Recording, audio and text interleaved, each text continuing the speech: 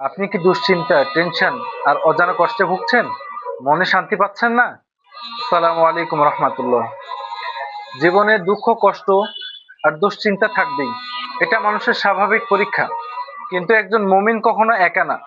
আল্লাহ তাআলা তার সাথে আছেন। রাসূলুল্লাহ সাল্লাল্লাহু আলাইহি ওয়াসাল্লাম আমাদের একটি সুন্দর দোয়া শিখিয়েছেন, যা দুশ্চিন্তা ও দুঃখ দূর করতে সাহায্য করে। দোয়াটি হলো, আল্লাহুম্মা ইন্নী আউযু বিকা মিনাল হাম্মি ওয়াল হাযান। আল্লাহুম্মা ইন্নী আউযু বিকা মিনাল হাম্মি ওয়াল হাযান। অর্থাৎ, হে আল্লাহ, আমি আপনার কাছে আশ্রয় চাই দুশ্চিন্তা এবং দুঃখ থেকে। রেফারেন্স: সহিহ বুখারী।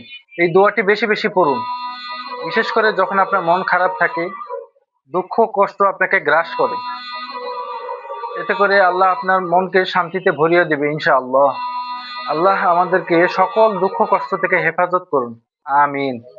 ভালো লাগলে লাইক, কমেন্ট এবং শেয়ার করে পাশে থাকবেন। সাবস্ক্রাইব করতে ভুলবেন না। ধন্যবাদ। আসসালামু আলাইকুম রহমতুল্লাহ।